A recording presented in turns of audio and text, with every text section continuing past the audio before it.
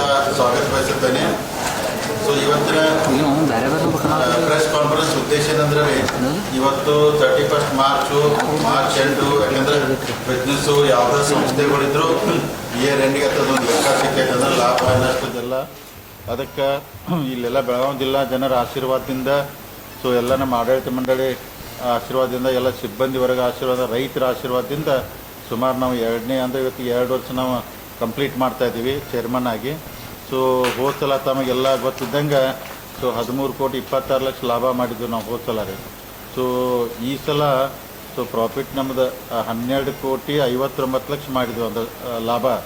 So ಯಾಕಂದ್ರೆ ಇದನ್ನು ನಿಮಗೆ ಒಂದೇ ಲೆಕ್ಕ ಆಯ್ತು ರೀ. ಹೋದ ಸಲ ಬಿಲ್ಲು ಭಾಳ ಅಂದ್ರೆ ಕಡಿಮೆ ಪ್ರಮಾಣದಾಗ ಕಡಿಮೆ ರೈತರಿಗೆ ರೇಟ್ ಕೊಟ್ಟಿದ್ದು ರೀ. ಅಂದರೆ ಲಡು ಕರ್ನಾಟಕ ಸರ್ಕಾರ ಮುಖ್ಯಮಂತ್ರಿ ಅವರು ಅಂದ್ರೆ 4 ರೂಪಾಯಿ ರೈತ ರೇಟ್ ಜಾಸ್ತಿ ಮಾಡ್ರು. ಅದನ್ನು ಜಾಸ್ತಿ ಮಾಡಿ ಅದಾದ ನಂತರ 1 ರೂಪಾಯಿ ಜಾಸ್ತಿ ಮಾಡಿ ರೈತರಿಗೆ ರೇಟ್ ನಾವು ಜಾಸ್ತಿ ಕೊಟ್ಟ ನಂತರನೂ ರೀ 12.5 ಅಂದ್ರೆ ಕೋಟಿ ಲಾಭ ಮಾಡಿದ್ವಿ ನಾವು. ಅಕಸ್ಮಾತ್ ಏನಾರು ನಾವು 2 ರೂಪಾಯಿ ಇನ್ನೂ ಕಡಿಮೆ ಕೊಡ್ತಿದ್ದು ರೈತರಿಗೆ ಅಂದರೆ 20 ಕೋಟಿ ಮೇಲ್ಪಟ್ಟು ಲಾಭ ಆಗ್ತಿತ್ತು. ಅಂದ್ರೆ ಒಳ್ಳೆಯ ಲಾಭ ಆಗೈತಿ.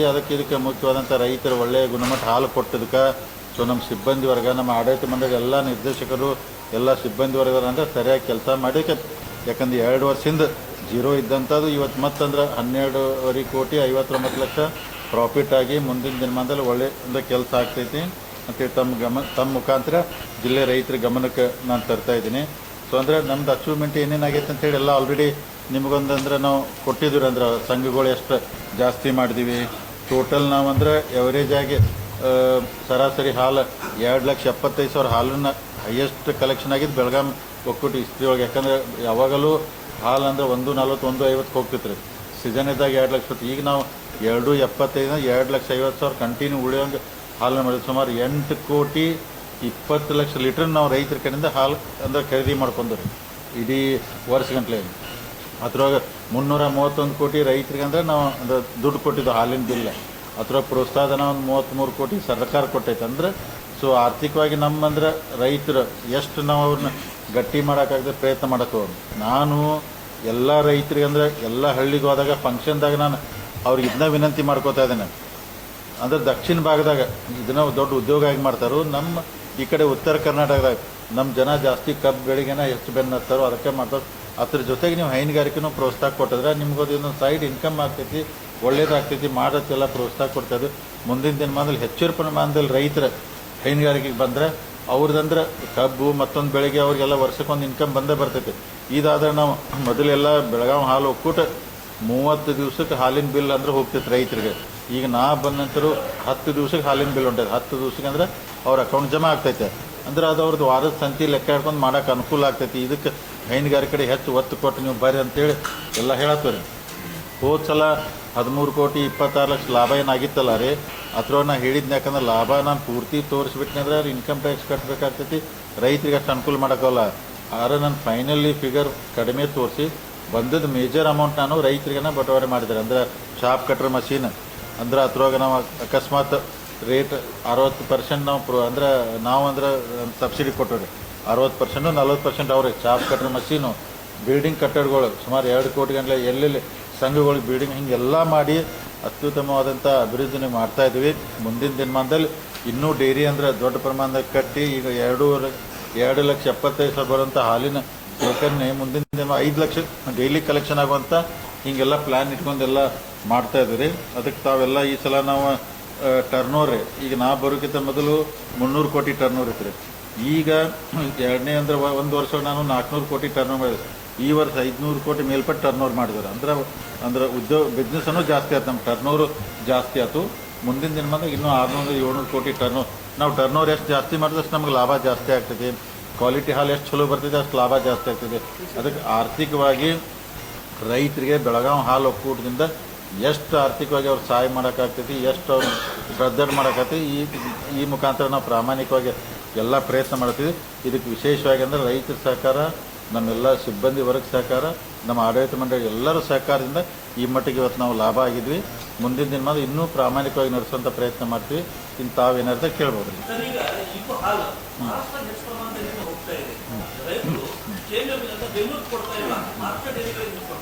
ಈಗ ಟೋಟಲ್ ನೋಡಿ ಸುಮಾರು ಒಂದು 12ರಿಂದ 13 ಲಕ್ಷ ಲೀಟರ್ ಹಾಲು ಬೆಳಗಾವಿ ಜಿಲ್ಲಾದಾಗ ಐತೆ ಅಂತ ಒಂದು ರಿಪೋರ್ಟ್ ಇದೆ ರೀ. ಅಂದ್ರೆ 13 ಲಕ್ಷ ಇದ್ದಾಗ ಬರೀ 2,75,000 ನಮ್ಮ ಡೈರಿಗೆ ಬರ್ತೈತೆ. ಅದ್ರೊಳಗೆ ಏನಾಗ್ತೈತೆ ಅಂದ್ರೆ ಮ್ಯಾಕ್ಸಿಮಮ್ ಪ್ರೈವೇಟ್ ಡೈರಿಗಳು ಭಾಳ ಅದಾವ್ರಿ. ಅಂದ್ರೆ ಬೆಳಗಾವಿ ಡಿಸ್ಟಿಕ್ ಒಳಗೆ ಪ್ರೈವೇಟ್ ಡೈರಿ ಅವ್ರು ಹಾಲು ಒಯ್ತಾರೋ, ಸ್ವಂತ ಬೆಳಕಿಗೆ ಹಾಲು ಬೆಳೆಸ್ತಾರೋ, ಮಹಾರಾಷ್ಟ್ರಕ್ಕೂ ಒಯ್ತಾರೋ. ಅದಕ್ಕೆ ನಾವೆಲ್ಲನೂ ಅವ್ನ ಅಟ್ರ್ಯಾಕ್ಟ್ ಯಾಕೆ ಮಾಡತ್ತೆ, ಮೊದಲು ನೋಡ್ರಿ 2 ಲಕ್ಷ ಇರೋ ಹಾಲನ್ನು 2,75,000 ಆಗಿತ್ತಂದ್ರೆ ರೈತರಿಗೆ ಕರೆಕ್ಟಾಗಿ ಬಿಲ್ ಹೋತಂದ್ರೆ ನಮ್ಮ ಕಡೆ ಕೊಡ್ತಾರೆ. ಜಾಸ್ತಿ ರೈತರಿಗೆ ಹಣ ಕೊಟ್ಟರೆ ನಮ್ಮ ಕಡೆ ಕೊಡ್ತಾರೋ.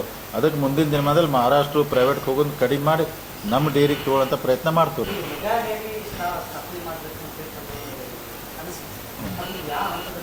ಈಗಂದ್ರೆ ಏನಾಗಿದೆ ಅಲ್ಲಿ ಟೋಟಲ್ ನಮ್ಮ ಮಾರುತಲ್ಲಿ 19 ಎಕರೆ ನಮ್ಮ ಲ್ಯಾಂಡ್ ಇದೆ ಅಲ್ಲಿ. ಅಂದ್ರೆ ವೆಟರ್ನರಿ ಡಿಪಾರ್ಟ್ಮೆಂಟು ನಮಗೆ ಲೀಸ್ ಕೊಟ್ಟಾರದ. ನಾ ಗೌರ್ಮೆಂಟ್ ಆಫ್ ಕರ್ನಾಟಕ ಏನು ರಿಕ್ವೆಸ್ಟ್ ಮಾಡಿದ್ದೀನಿ, ಆ ಲ್ಯಾಂಡನ್ನು ನೀವು ಲೀಸ್ ಅಂತ ಇಡಬೇಡ್ರಿ, ನಮ್ಮ ಒಕ್ಕೂಟ ಕೊಡ್ರಿ. ಅಂದ್ರೆ ದಕ್ಷಿಣ ಒಳಗೆಲ್ಲ ಕೋಲಾರ, ಬೆಂಗಳೂರು ಆ ಜಮೀನುಗಳೆಲ್ಲ ನೀವು ಅವ್ರಿಗೆ ಕೊಟ್ಟಿದ್ರಿ ಡೈರಿಗೆ.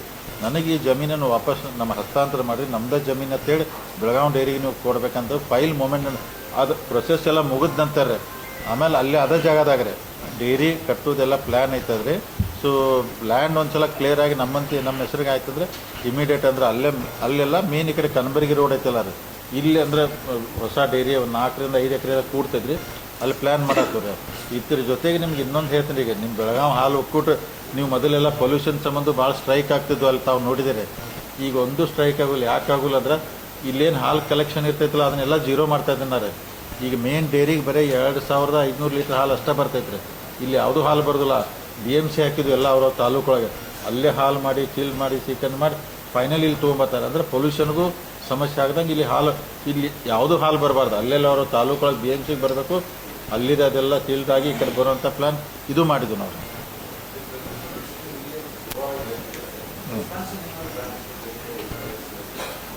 ಗೋವಾ ರೀ ಮಾರ್ಕೆಟ್ ರೀ. ಈಗ ನಮಗೂ KMF ಕರ್ನಾಟಕ ಮಿಲ್ಕ್ ಫೆಡರೇಷನ್ ಎಲ್ಲರಿಗೂ ಒಂದೊಂದು ಅಲಾಟ್ ಮಾಡಿರ್ತೈತೆ ರೀ. ಒಂದು ಯೂನಿಯನ್ ಎಲ್ಲಿ ಕೆಲಸ ಮಾಡಬೇಕು, ಬಿಜಾಪುರದವರು ನಾಗ್ಪುರ್ ಮಾಡ್ಬೇಕಂತಾರೆ ರೀ, ಹಾಸನ್ ಹೈದರಾಬಾದ್ ಹೇಳ್ತಾರೋ, ತುಮಕೂರು ಮುಂಬೈಗೆ ಹೇಳ್ತಾರೋ. ಬೆಳಗಾವಿ ಹಾಲು ಒಕ್ಕೂಟಕ್ಕೆ ಗೋವಾ ಪುನಾ ಮಾರ್ಕೆಟ್ ಕೊಟ್ಟಾರೆ. ಅಂದರೆ 2 ಕಡೆ ನಮಗೆ ಮಾಡೋಕ್ಕೆ ಪರ್ಮಿಷನ್ ಇರ್ತದೆ. ಈಗ ಹೆಚ್ಚು ಕಮ್ಮಿ ನಾವು ಪೂನಾದಾಗ ಒಂದು 28ರಿಂದ 29,000 ಡೈಲಿ ಹಾಲು ಮಾರ್ತದ್ರಿ. ಪೂನಾ 15,000 ರೀಚ್ ಆಗಿದ್ವಿ. ಸೊ ಕೋವಿಡ್ದಾಗ ಏನು ಕಡಿಮೆ ಆಯ್ತಲ್ಲ, ಅದು ಇಂಪ್ರೂವ್ ಇನ್ನೂ ಆಗ್ತಲ್ಲ. ಸೊ ಹಾಲಿನ ಉತ್ಪನ್ನಗಳನ್ನ ಗೋವಾ ಪುನಾದಾಗ ಇನ್ನೂ ಹೆಚ್ಚಿನ ಪ್ರಮಾಣದಲ್ಲಿ ಮಾಡಿ ಡೆವಲಪ್ ಮಾಡೋಕ್ಕೆ ಪ್ರಯತ್ನ ಮಾಡತ್ತೀವಿ ರೀ.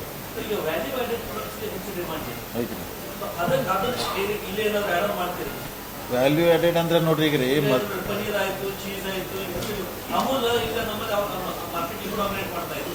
ಈಗ ರೀ ಕೇರಿಗೆ ಮೊದಲು ಒಂದು 10 ಟನ್ ತುಪ್ಪ ತೆಗಿತೀರಿ ನಮ್ಮಲ್ಲಿ 2 ವರ್ಷದಿಂದ. ಇವತ್ತು ನಾವು ತಿಂಗಳಿಗೆ 60 ಟನ್ ತುಪ್ಪ ತೆಗಿತಾ ಇದ್ರೆ ಅಂದ್ರೆ 6,000 kg ತುಪ್ಪ ತೆಗಿಯತ್ತವ್ರಿ. ಪನ್ನೀರ್ ಹೈಯೆಸ್ಟ್ ನಾವು ಮಾಡತ್ತೀವಿ. ನಿಮ್ಗೆ ಹತ್ರ ಡಿಟೇಲ್ದಾಗ ಪ್ರೆಸ್ ನೋಡ್ದಾಗ ಕೊಟ್ಟಂದ್ರೆ ಪನ್ನೀರ್ ಹೈಯೆಸ್ಟ್. ನೀವು ಹೇಳ್ದಂಗೆ ಹಾಲು ಮಾರಿ ಲಾಭ ಮಾಡೋಕ್ಕಿಂತ ಹಾಲಿನ ಉತ್ಪನ್ನಗಳನ್ನ ಮಾಡಿದ್ರೆ ಹೆಚ್ಚು ಲಾಭ ಆಗ್ತೈತಿ, ರೈತರಿಗೆ ಅನುಕೂಲ ಆಗ್ತೈತಿ. ಮುಂದಿನ ದಿನ ಅದಕ್ಕೆ ಅಂದರೆ ಆ ಹೆಚ್ಚಿನ ಪ್ರಾಡಕ್ಟ್ ಎಲ್ಲ ತುಪ್ಪ, ಪನ್ನೀರು ಮತ್ತು ಇನ್ನೂ ಬೇರೆ ಬೇರೆ ಎಲ್ಲ ಮಾಡ್ತಾ ಇದ್ದಾರೆ. ಅಂದರೆ ಬೈ ಪ್ರಾಡಕ್ಟ್ ಜಾಸ್ತಿ ಹೋಗ್ತು ನಾವು.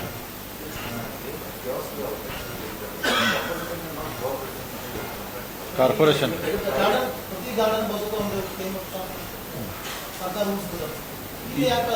ಅಲ್ಲ ಇದೇ ರೀ ಮೊದಲು ಭಾಳ ಕಡಿಮೆ ಆದ್ದು ಬೆಳಗಾವಿದಾಗ. ಈಗ ನಾವು ಬಂದ ನಂತರ ಆಲ್ಮೋಸ್ಟ್ ಆಲ್ ಎಲ್ಲನೂ ಮಾಡಿ ಈಗ ವರದಿ ಸುವರ್ಣ ನ್ಯೂಸ್ ಈಗ ಅವ್ರು ಕೇಳಿದ ವರದಿ ನಿನ್ನ ಕೊಡೋಗಿ ಎಲ್ಲೆಲ್ಲಿ ಲೇಔಟ್ ತಗೊಂಡು ಅದು ಅವರು ಒಂದು ಹಾಕಿದಾರೆ. ಅದಕ್ಕೆ ರೀ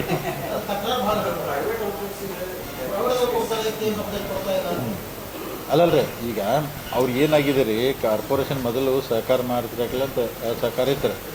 ಈಗಂತೂ ನಾವು ಬಂದ ನಂತರ ನಮ್ಮ ಮಾರ್ಕೆಟಿಂಗ್ ಟೀಮು ಮ್ಯಾಕ್ಸಿಮಮ್ ಎಲ್ಲಿ ಯಾರು ಪಾರ್ಕಲ್ಲಿ ಜಾಗ ತೋರಿಸ್ತಾರೋ, ಎಲ್ಲಿ ಹಾಸ್ಪಿಟ್ಲಲ್ಲಿ ಜಾಗ ತೋರಿಸ್ತಾರೋ, ಬಸ್ ಸ್ಟ್ಯಾಂಡ್ ಕಡೆಯಲ್ಲಿ ಜಾಗ ತೋರಿಸ್ತಾರೋ, ನಾವು ಸೀರಿಯಸ್ ಆಗಿ ಬಂದೈತಿ ಈಗ ಮಾಡತ್ತೀವಿ ಅಂದ್ರೆ ಇಂಪ್ರೂವ್ ಆಗಿದವ್ರು ಇನ್ನೂ ಜಾಸ್ತಿ ಆಗ್ಬೇಕು ರೀ. ಅದಕ್ಕೆ ಒತ್ತು ಕೊಟ್ಟು ಮಾಡ್ತವ್ರಿ.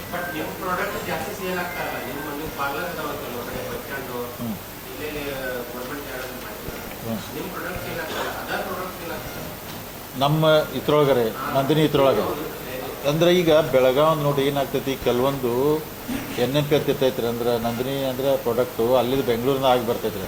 ಈಗ ನಾವು ಇಲ್ಲಿ ಪೇಡ ತಯಾರು ಮಾಡ್ತೀವಿ ಅಥವಾ ಮೈಸೂರು ಪಾಕ್ ಮಾಡ್ತೀವಿ, ತುಪ್ಪ ಮಾಡ್ತೀವಿ, ಪನ್ನೀರು ಇಷ್ಟು ನಾವು ಇಲ್ಲೆಲ್ಲ ಸಿಗ್ತದೆ. ಲಸ್ಸಿ ಇರ್ತೈತಿ. ಕೆಲವೊಂದೆಲ್ಲ ಡಿಪೋದಿಂದ KMFನಿಂದ ಬರಬೇಕಾಗ್ತೈತಿ. ಇವ್ರು ಇಂಡೆಂಟ್ ಹಾಕಿರ್ತಾರೆ, ಅವ್ರ ಸಪ್ಲೈ ಕಡಿಮೆ ಇರೋದು ಸ್ವಲ್ಪ ತೊಂದರೆ ಆಗತ್ತೈತೆ. ಅದು ಮುಂದಿನ ದಿನ ಆಗಿ ಬರುತ್ತೆ. ಅಲ್ಲಿ ಮಾರ್ಕೆಟಿಂಗ್ ಟೀಮ್ಗೆ ಹೇಳಿದ್ವು ನಾವು ರೀ 5-6 ಪ್ರಾಡಕ್ಟ್ ನಾವು ಮಾಡ್ತೀವಿ, ಅದನ್ನ ಇಲ್ಲಿ ಇರ್ತೈತಿ. ಅದನ್ನು ಅದು ಅಲ್ಲ ಟೋಟಲ್ ಅಂದ್ರೆ ಈಗ ಕೆ ಎಮ್ ಎಫ್ದು ಇಲ್ಲಿ ಮಾಡೋದು ಈಗ ನೋಡ್ರಿ ಮೇಜರಾಗಿ ತುಪ್ಪ ಮಾಡ್ತೀವಿ, ಪನ್ನೀರ್ ಮಾಡ್ತೀವಿ, ಪೇಡ ಮಾಡ್ತೀವಿ, ಆಮೇಲೆ ಮೈಸೂರು ಪಾಕ್ ರೀ, ಲಸ್ಸಿ ಇದೆ ರೀ, ಮಜ್ಜಿಗೆ ರೀ, ಮೊಸರಂತಿ ಈಗ ಬಕೆಟ್ ಮೊಸರಂತಿ ಇಷ್ಟು ಫೇಮಸ್ ಆಗಿತ್ತು ನಮ್ದು ರೀ. 5 kg ಬಕೆಟ್ ಮೊಸರು ಹಿಂಗೆಲ್ಲ ಮಾಡಾಕತ್ತು. ಮತ್ತು ಕುಂದ ಅಂತಿ ಫೇಮಸ್ ಐತಿ ಬೆಳಗಾಮ್ದು.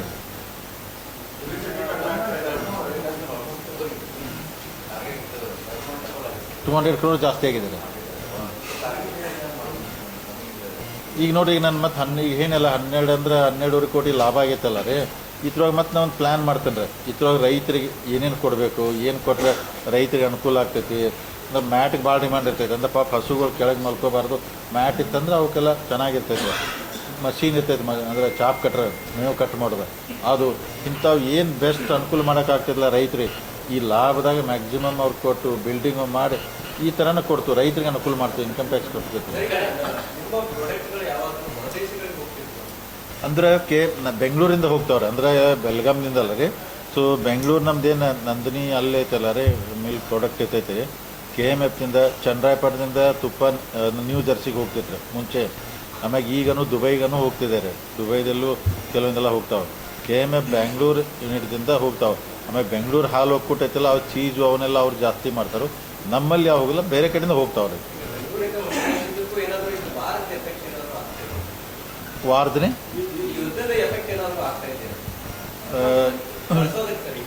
ಇವತ್ತಿನ ತನಕ ಏನಾಗಿಲ್ಲ ರೀ. ಸೊ ಅಂದರೆ ನಾವು ಗ್ಯಾಸ್ ಎಲ್ಲ ಜಾಸ್ತಿ ಯೂಸ್ ಮಾಡ್ತೀವಿ. ಯಾಕಂದ್ರೆ ಮೊದಲು ಎಲ್ಲ ಬಾಯ್ಲರು ಅದು ಮತ್ತೊಂದೆಲ್ಲ ಪೊಲ್ಯೂಷನ್ ಆಗ್ತಿತ್ತು. ಈ ಗ್ಯಾಸ್ ಯೂಸ್ ಮಾಡೋದು ಆಗೈತಿ. ಗ್ಯಾಸ್ ಅಕಸ್ಮಾತ್ ಶಾರ್ಟೇಜ್ ಆಗೋದು ಫರ್ನೇಸ್ ಆಯಿಲ್ ಬೇಕಾಗ್ತೈತ್ರಿ. ಅದನ್ನಷ್ಟು ಅಡ್ವಾನ್ಸ್ ಆಗಿ ತರಿಸಿ ಇಟ್ಕೊಂಡ್ರೆ ಅಕಸ್ಮಾತ್ ಗ್ಯಾಸ್ ಏನಾರು ಶಾರ್ಟೇಜ್ ಆತಂದ್ರೆ ಅದ್ರ ಮ್ಯಾಗ ಮಾಡ್ಬೇಕಂತೇಳಿ ಯುದ್ಧದ ಇಫೆಕ್ಟ್ ಇಲ್ಲಿ ತನಕ ಆಗಿಲ್ಲ ರೀ. ಮುಂದೆ ಗೊತ್ತಿಲ್ಲ. ಆದರೂ ದೇವ್ರ ದಯದಿಂದ ಬೇಗನೆ ಯುದ್ಧ ಮುಗಿಬೇಕಂತೇಳಿ ನಮ್ಮ ಆಸೆ. ಮುಗೀತಂದ್ರೆ ಎಲ್ಲನೂ ಆ್ಯಸ್ ಇಟ್ ಈಸ್ ಮತ್ತೆ ಜನಕ್ಕೆಲ್ಲ ಒಳ್ಳೇದಾಗ್ತೈತಲ್ಲ. ಇಲ್ಲ, ಅದು ಇಲ್ಲಿ ತನಕ ಆಗಿಲ್ಲ ರೀ. ಅದಕ್ಕೆ ಫರ್ನಿಶ್ ಆಯಿಲ್ ನಾವು ಎಕ್ಸ್ಟ್ರಾ ಮುಂಬೈದಿಂದ ತರಿಸ್ಕೊಂಡ್ರಿ. ಏನಾರು ಬಂತಂದ್ರೆ ಅದನ್ನು ಯೂಸ್ ಮಾಡೋಣ ಅಂತೇಳಿ ಅದು ಮಾಡಿದ್ವಿ ರೀ. ಸೊ ನಮ್ಮ ಪ್ರಾಡಕ್ಟ್ ಅಂದ್ರೆ ಪೂನಾ, ಗೋವಾ, ಬೆಳಗಾಮಲ್ಲಿ ಇಲ್ಲಿ ತನಕ ಇಫೆಕ್ಟ್ ಏನೂ ಆಗಿಲ್ಲ. ಅಂದ್ರೆ ತುಪ್ಪ ಗಿಪ್ಪ ಜಾಸ್ತಿಯಾಗೇ ಸೇಲ್ ಆಗ್ತಾಯಿದೆ.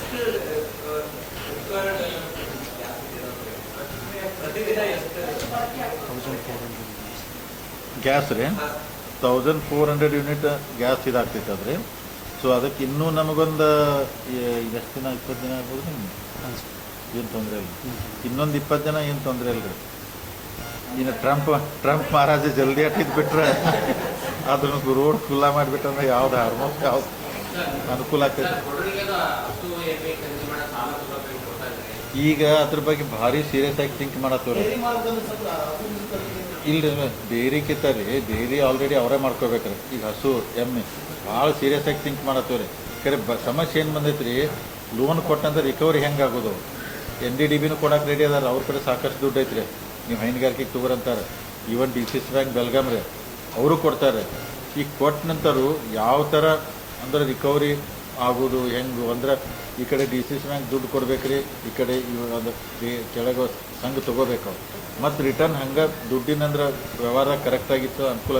ಸೀರಿಯಸ್ ಆಗಿ ಥಿಂಕ್ ಮಾಡತ್ತವ್ರಿ. ಹಂಗೆ ಯಾರ ಪ್ರಾಮಾಣಿಕವಾಗಿ ಮಾಡ್ತು ಅಂದ್ರೆ ಮುಂದೆ NDDBನೂ ಅಥವಾ DCC ಬ್ಯಾಂಕಿಂದ ಮಾಡ್ತಾರೆ. ಮಾಡ್ತಾರಲ್ರಿ. ಅಂದ್ರೆ ರಿಕವರಿದ ಸಮಸ್ಯೆ ರೀ. ಅದಕ್ಕೆ ನಾವು ಸೀರಿಯಸ್ ಆಗಿ ಮಾಡ್ತೀವಿ. ಅದನ್ನು ಥಿಂಕ್ ಮಾಡಿ ಯಾರು ಇಂಟ್ರೆಸ್ಟ್ ಆಗಿ ತಗೋತು ಅಂತಾರಲ್ಲ, ಒಂದು ಸಲ ನಾವು ಎಲ್ಲನೂ ಕರೆದಾಗ ಒಂದು ಕೇಳ್ತೀವಿ ಎಲ್ಲ ರೈತರಿಗೆ. ಈಗ ನಮ್ದು ಹೆಂಗಾರೆ ಜನರಲ್ ಬಾಡಿ ಬರೋಕ್ಕಿಂತ ಮೊದಲು ಎಲ್ಲ ಕಡೆ ಒಂದು ರೀಜ್ನಲ್ ಮೀಟಿಂಗ್ ಇರ್ತೈತೆ. ಅಲ್ಲೆಲ್ಲ ವಿಷಯ ಚರ್ಚೆ ಮಾಡ್ತಾರೆ.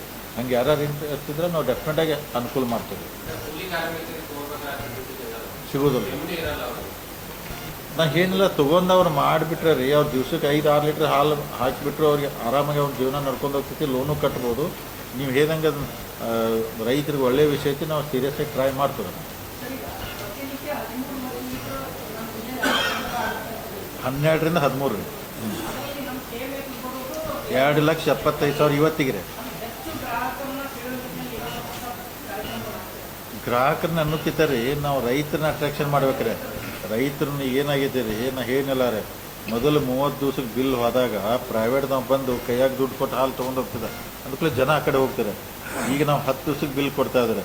ಇನ್ನೊಂದೇನು ರೈತರಿಗೆ ಅನುಕೂಲ ಐತೆ ಅಂದ್ರೆ ನಮ್ಮ ಏನು ಹಾಲು ನಾವು 34-35 ರೂಪಾಯಿ ಕೊಡ್ತಿಲ್ಲ ಹತ್ತಿದ್ರೆ 5 ರೂಪಾಯಿ ಪ್ರೋತ್ಸಾಹನ ಬರ್ತದೆ ಗೌರ್ಮೆಂಟ್ ಅಂದ್ರೆ ಅವಾಗ ಇಲ್ಲಪ್ಪ ಒಂದು 5 ರೂಪಾಯಿ ಎಕ್ಸ್ಟ್ರಾ ನಮಗೆ ಸಿಗ್ತೈತೆ ಅಂತ ಹೇಳಿ ಅಂತಾರೆ. ನಾವು ಆದಷ್ಟು ರೈತನ ಅಟ್ರ್ಯಾಕ್ಟ್ ಮಾಡಬೇಕು, ಚಲೋ ಅವ್ರಿಗೆ ಯೋಗ್ಯತರ ದರ ಕೊಡಬೇಕು, ಜಲ್ದಿ ಬಿಲ್ ಕೊಟ್ರೆ ರೀ 100% ನನಗೆ ಮುಂದಿನ ವರ್ಷ ಈಗೇನೋ 27 ಮುಂದಿನ ವರ್ಷ 3 ಲಕ್ಷ ಆಗ್ತೈತೆ ಅಂತ ನನಗೆ ವಿಶ್ವಾಸ ಇದೆ ರೀ. ಹಂಗೆ ಟ್ರೈ ಮಾಡ್ಕೊತ ಹೋಗ್ತಾರೆ ಅದು. ಅಲ್ಲಿ ಏನಿಲ್ಲ ಅವ್ರಿಗೆ ಬೇಗನೆ ಬಿಲ್ ಸಿಗ್ತೈತೆ ರೀ. ಆಮೇಲೆ ಅವ್ರಿಗೆ ಈಗ ನಾವು ಕ್ವಾಲಿಟಿ ಒಳಗೆ ಭಾಳ ಟೈಟ್ ಅದವ್ರಿಗೆ ರೀ, ಕ್ವಾಲಿಟಿ ರಿಜೆಕ್ಟ್ ಮಾಡಿಬಿಡ್ತೀವಿ. ಅವ್ರು ಪ್ರೈವೇಟ್ದಾರು ಹೆಚ್ಚು ಕಮ್ಮಿ ತೊಗೊಂಡ್ಬಿಡ್ತಾರೆ. ಅದು ಹಿಂಗೆಲ್ಲ 3-4 ಇಶ್ಯೂ ಅದಾವೆ ರೀ, ಅದಕ್ಕೆ ಆ ಕಡೆ ಹೋಗ್ತಿರ್ತಾರೆ. ಆದರೂ ರೈತರು ಕನ್ವಿನ್ಸ್ ಮಾಡತ್ತವ್ರಿಗೆ ಕೊಟ್ಟಿಲ್ಲ ನಾವು ಎನ್ರೋಲ್ಮೆಂಟ್ ಮಾಡಿ ಸಹಕಾರ ಇಲಾಖೆ ಕಡೆಯಿಂದ ರಿಜಿಸ್ಟ್ರೇಷನ್. ಹೌದು, ನಮ್ಮಲ್ಲಿ